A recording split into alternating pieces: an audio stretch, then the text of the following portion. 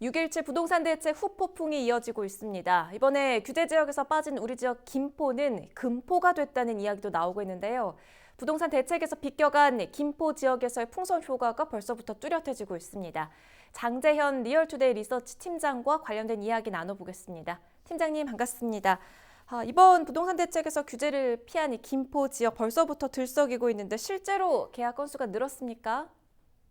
예, 지난 20일 국토부와 부동산 업계 자료에 따르면 김포 아파트 매매가는 6월 17일 이후에 시골외가나 호가 모두 가파르게 상승하고 있는데요. 실제 음, 지금 시골외가 기준으로 봤을 때 총 146건 정도가 시골외가 됐고, 이 네. 중 한 16건 정도가 최고가를 찍었다고 나와 있습니다.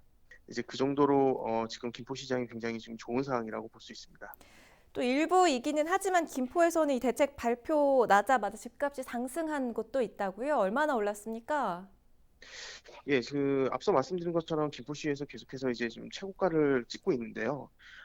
장기동 같은 경우에 지난 22일에 5억 4천만 원에 거래됐는데 아마 이게 전달 대비해서 약 한 7천만 원 정도 뛰었고 김포 한강 신도시 역시도 음, 지금 전달 대비해서 한 6천만 원에서 많게는 7천만 원까지 오른 지역들이 나오고 있습니다. 네. 특히 이제 김포 한강 신도시 같은 경우에는 연일 계속해서 호가가 오르고 있는데 실제 지금 한 아파트 같은 경우에는 호가가 이제 7억 원대까지 오를 정도로 높은 가격으로 지금 매물이 나오고 있거든요. 음, 이제 뭐 물론 이제 호가이기 때문에 큰 의미를 두기에는 그렇지만 지금 실거래가들이 계속해서 5천만 원 이상 오르고 있는 상황들을 감안했을 때에는 충분히 가능한 금액이라고 보여지고요.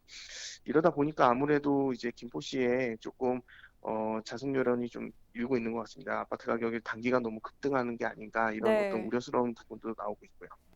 자, 이렇게 벌써부터 풍선 효과가 나타나고 있는 상황을 설명해 주셨는데 이 앞으로의 흐름 뭐 어떻게 전망하고 계십니까? 당분간 지속될 것 같습니다. 음, 왜냐하면 지금 수도권에서 김포라든지 파주 이 두 지역 외에는 특별하게 지금 규제로 묶이지 않은 지역들이 없거든요. 그러니까 쉽게 얘기하면 김포 같은 경우에는 이제 비규제의 어떤 풍선 효과를 계속 누릴 수 있는 지역이고 특히 이제 김포 같은 경우 올림픽대로뿐만 아니고 경전철까지 다 놓여 있는 상황이기 때문에 서울 출퇴근이 굉장히 쉬운 지역 중에 하나거든요. 그렇기 때문에 이제 수도권 수요들 중에서도 내 집 마련 수요라든지 혹은 투자 목적에 있는 수요들이 굉장히 눈여겨보고 있는 지역 중에 하나이기 때문에 앞으로 이런 상황들을 봤을 때는 음. 계속해서 실거래가나 호가들이 계속 오를 가능성이 높지 않을까 이렇게 보고 있습니다. 당분간 이어질 것이다라는 전망을 해주셨는데 이렇게 된다면 김포도 조만간 규제 지역으로 지정되겠죠. 어떨까요? 지난 19일 국토부 같은 경우에는 이제 시장의 안전관리를 위해 최선을 다하겠고 그런 과정에서 이번 규제 지역 이후 비규제 지역 같은 경우에 주택시장 과열 열기가 우려되는 경우 규제 지역을 즉시 지정하겠다 이렇게 이야기했기 때문에 네. 실제 조금이라도 어떤 움직임이 있으면 국토부에서 움직일 것으로 보입니다.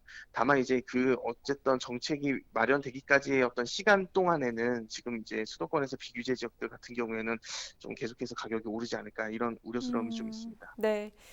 자, 그럼 마지막으로 실수요자들을 위한 내 집 마련 전략 어떻게 세워보면 좋을지 좀 조언해 주세요. 지금 가장 중요한 게 결국에는 6.17 대책으로 봤을 때 전세 대출이 있으면 내 집 마련이 어려운 상황들이거든요. 그렇기 때문에 수도권 주요 지역 같은 경우에는 사실은 자금 여력이 안 되는 분들은 뭐 이구민권을 놓고 하는 경우가 많은데 그런 것보다는 앞으로 이제 이런 강력한 규제로 인해서 거래가 끊기게 되면 가격이 좀 하락할 수 있기 음, 때문에 좀 더 차후에 어떤 흐름을 보고 내 집 마련에 나서는 것이 좀 좋을 것으로 보이고요. 특히 지금 오히려 이제 청약 통장이라든지 혹은 청약 시장에 대한 중요도가 더 높아진 상황이기 때문에 네. 무주택자들 같은 경우에는 이제 청약 관리라든지 청약 통장 가입 기간이라든지 이런 어떤 청약 요건들을 좀 꼼꼼히 따져보고 어떤 주요 지역에 좀 청약을 넣는 게 앞으로 내 집 마련하는데 좀 더 수월한 어떤 방법이지 않을까 이렇게 생각이 됩니다. 네, 여기까지 듣겠습니다. 말씀 고맙습니다. 장재현 리얼투데이 리서치 팀장과 이야기 나눠봤습니다.